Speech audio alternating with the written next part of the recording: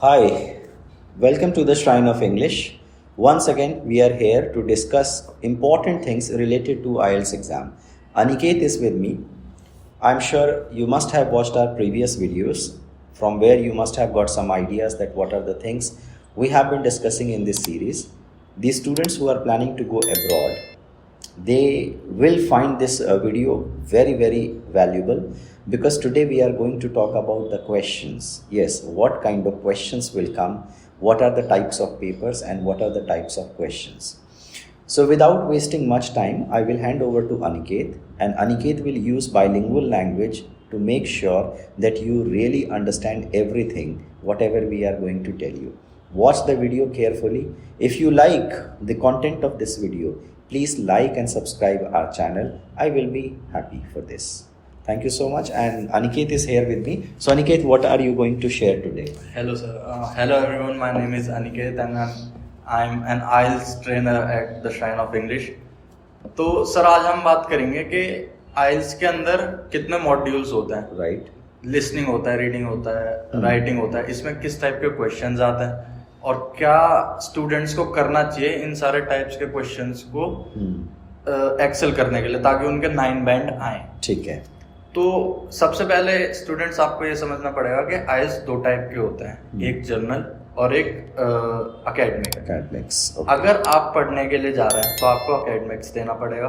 अगर आप किसी वीजा के लिए जा रहे हैं या इमिग्रेशन के लिए जा रहे हैं तो आपको जनरल देना पड़ेगा. मतलब जॉब्स वगैरह के लिए. हाँ. अगर आप जॉब के लिए जा रहे हैं तो आप जनरल वाला दे रहे हैं, और अगर आप स्टूडेंट वीजा पे जा रहे हैं और आप कॉलेज में एडमिशन ले रहे हैं तो एकेडमिक्स वाला, पढ़ाई लिखाई से संबंधित. इन दोनों सेक्शंस में मॉड्यूल सेम रहते हैं. दोनों में 4 रहते हैं, लिसनिंग, राइटिंग, रीडिंग और स्पीकिंग.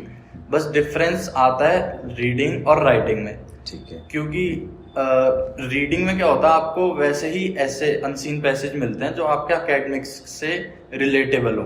अगर आप जर्नल में जा रहे हैं, जॉब करने के लिए जा रहे हैं, तो आपका एक जर्नल टॉपिक होगा उस पर. Same goes with writing. Writing में भी सेम चीज चलती है. ठीक है.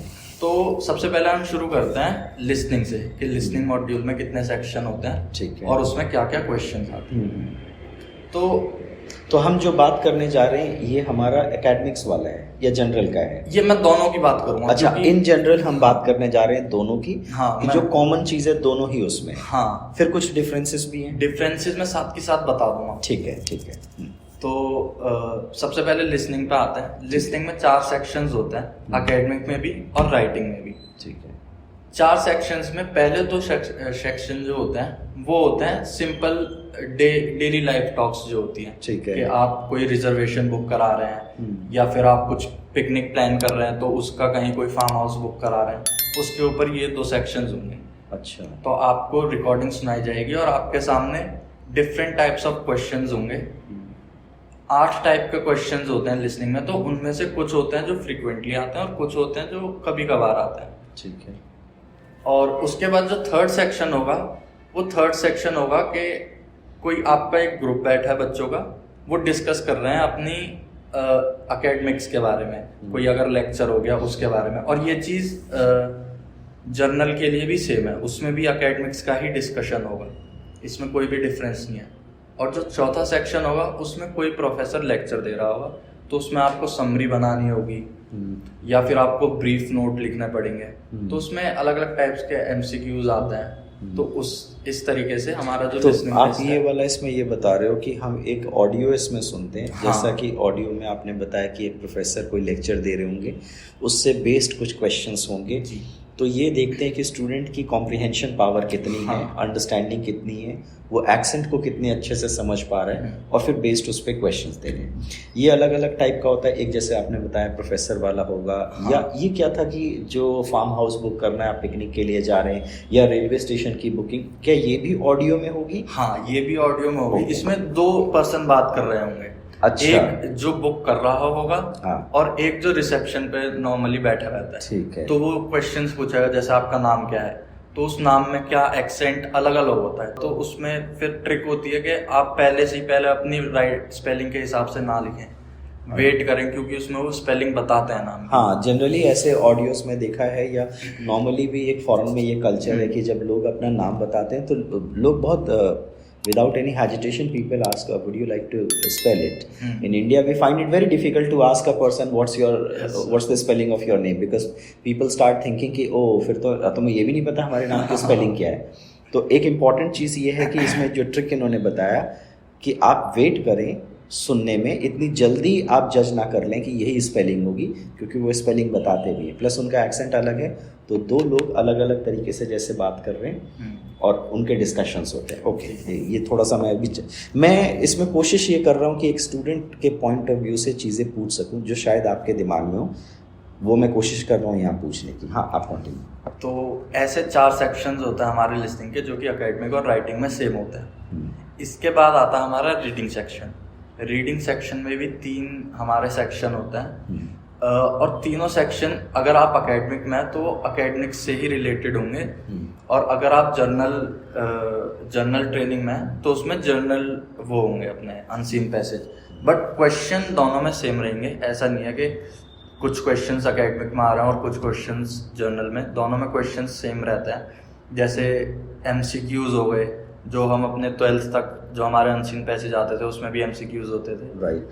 एक अपना मैप हो गया या समरी हो गई, ऐसे या फिर वर्ड मीनिंग्स हो गई. इसमें रीडिंग में मैं एक टिप आपको देना चाहूँगा कि आप जितना हो सके उतना पैराफ्रेजिंग की प्रैक्टिस करें.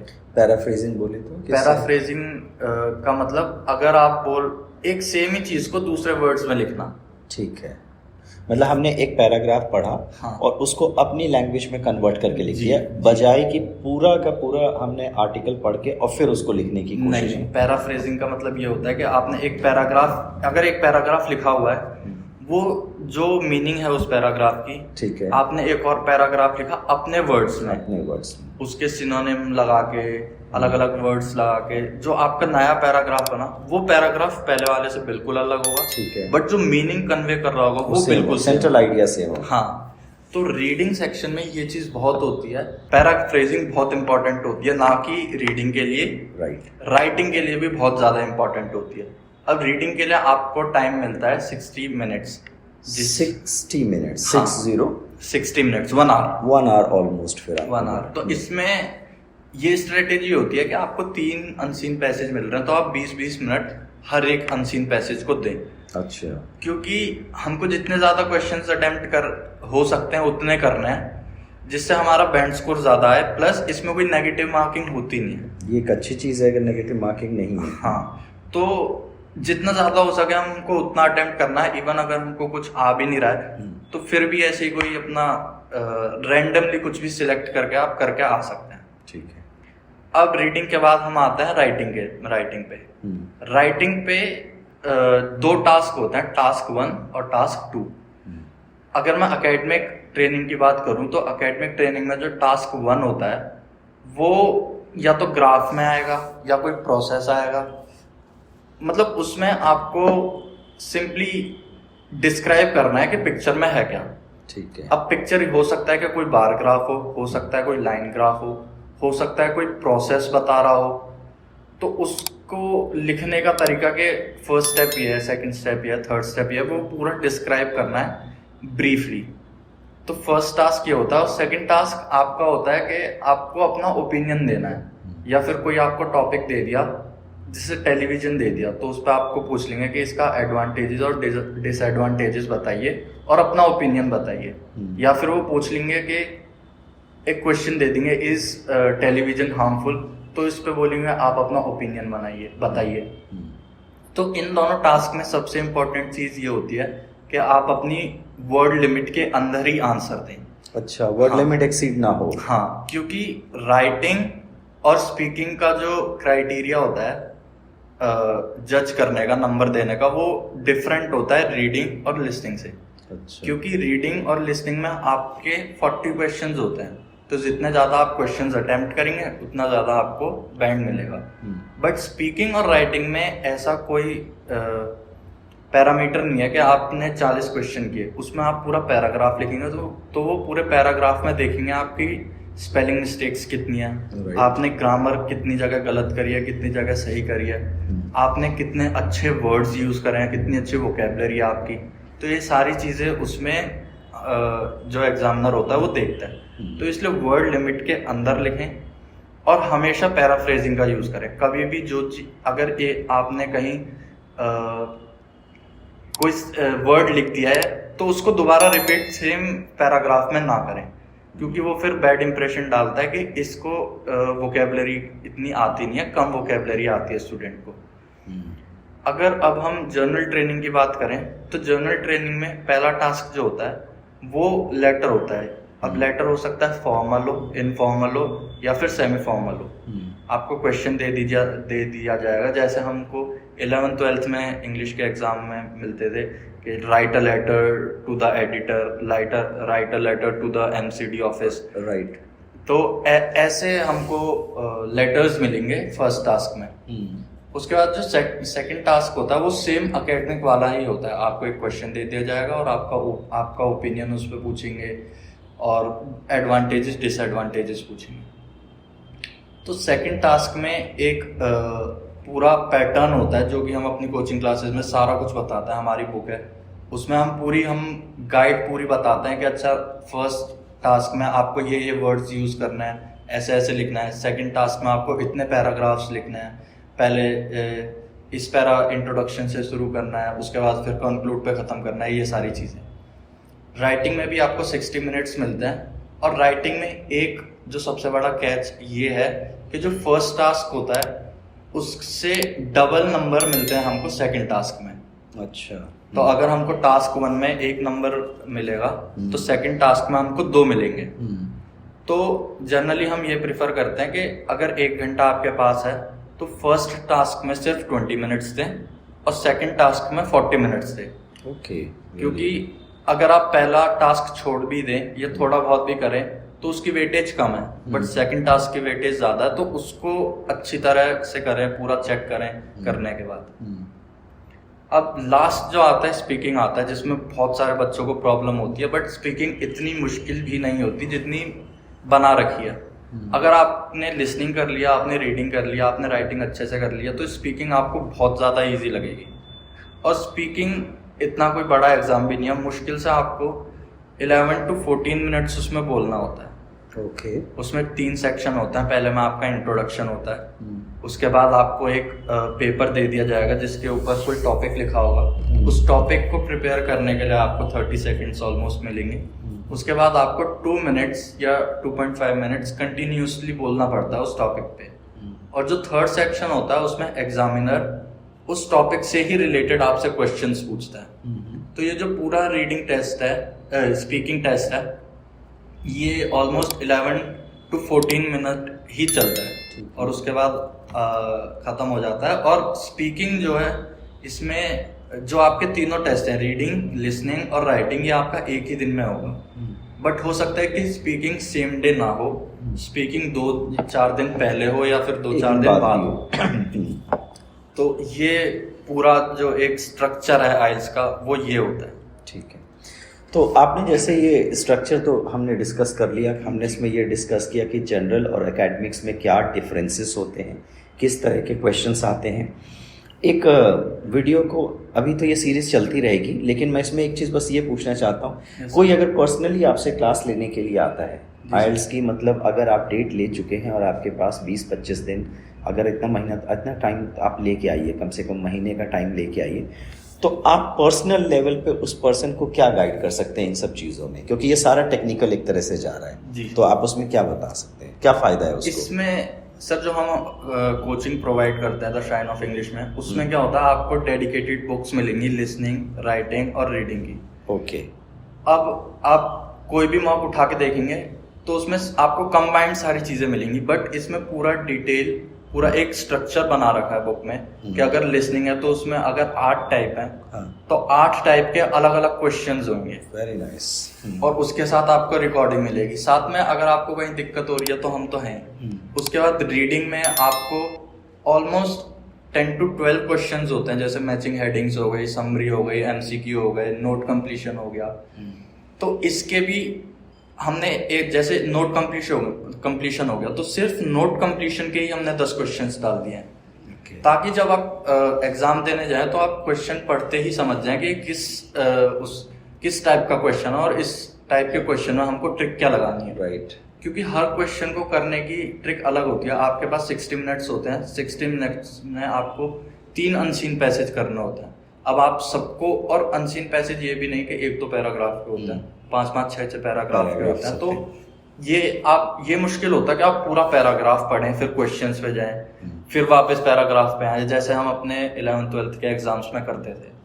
उसके बाद अगर मैं राइटिंग की बात करूं तो राइटिंग में सबसे ज्यादा इंपॉर्टेंट ये होता है कि आपको कोई चाहिए होता है जो आपकी राइटिंग इवेल्युएट कर सके। राइट। आप मॉक दे रहे हो, समझ लो आप ऑनलाइन मॉक दे रहे हो, बट आपका इवेल्युएशन कहाँ हुआ है, आपको कहाँ पता लग रही है कहाँ गलती हो रही है, राइट, कहाँ कौन सी जगह मेरे को ज्यादा मेहनत करने की जरूरत है। तो उन सारी चीजों में हम हेल्प करते हैं। ओके। और हमारा यूएसपी तो है ही स्पीकिंग। तो स्पीकिंग में तो आप भूल ही जाइए कि आपको कम बैंड मिलेंगे, क्योंकि स्पीकिंग में हम कॉन्फिडेंस बिल्डिंग करवाते हैं। हमको पता है कि स्पीकिंग वो क्या पूछेगा क्या नहीं पूछेगा, क्योंकि सबसे ज्यादा कॉमन चीज होती है इंट्रोडक्शन। राइट। और बहुत सारे बच्चे वो इंट्रोडक्शन ही नहीं दे पाते हैं। राइट। तो ऐसी बहुत सारी चीजें होती हैं छोटी छोटी, जो चीज हम अपनी कोचिंग में स्टूडेंट्स को बताते हैं, जो कि वो घर बैठे सीख नहीं सकते हैं या फिर ऑनलाइन कहीं सर्च करके सीख नहीं सकते हैं। और सबसे बड़ा बेनिफिट ये है कि मैंने खुद आईएल्स दे रखा है। तो मेरे को पता है कि कैसे चीजें चलती है। जैसे जब मैंने खुद ऑनलाइन पढ़ाई करी है, तो मेरे को ये नहीं पता था कि स्पीकिंग में मेरे सामने जो मेरा एग्जाम ले रहा होगा वो फॉरेन कंट्री का ही कोई पर्सन होगा। ठीक। मैंने सोचा कोई इंडियन होगा, बट जब मैं वहां गया तो मेरे को फॉरेन कंट्री का पर्सन मिला था। But because of I have practice so many times my speaking, तो मेरे को इतना कॉन्फिडेंस लूज मेरा वहां नहीं हुआ, मैं इतना फंबल नहीं करूँ। तो ये सारी चीजें हैं हमारे कोचिंग में जो हम दे सकते हैं स्टूडेंट्स को। ठीक है, तो आई गेस कि आज के video you must have found it valuable, some informations, whatever the informations we could impart here, these are useful for you. If you have any question and query related to the questions or anything we have discussed in this video, you want to know anything related to this, please do send us a message or write in a comment section also. आप वहाँ पे भी पूछ सकते हैं, otherwise our numbers are given, so on numbers also you can text a message. ये हो सकता है कि हम instantly एकदम से reply उसी दिन ना करें, but we often reply, तो आपको रिप्लाई। अगर आइल्स के कोचिंग से रिलेटेड आप कुछ जानना चाहें इससे रिलेटेड, तो अनिकेत सर का नंबर आप यहाँ पे आपके स्क्रीन पे होगा, आप उनको पर्सनली कॉल करके इसके बारे में बात भी कर सकते हैं। क्योंकि हमारा मोटिव ये है कि जो चैलेंजेस इन्होंने फेस किए वो आने वाले किसी कैंडिडेट के लिए हम थोड़ा उसको मिनिमाइज़ कर दें। तो यही इस वीडियो का एक टारगेट था। आई होप ये वीडियो आपको अच्छी लगी हो और पसंद आया हो जो इन्फॉर्मेशंस हमने दी हैं। अगली वीडियो में हम कुछ नई चीज़ें आपके लिए लेके आएंगे और आपको इससे रिलेटेड चीज़ें बताएंगे। Thank you so much for watching. Have a nice time. Thank you.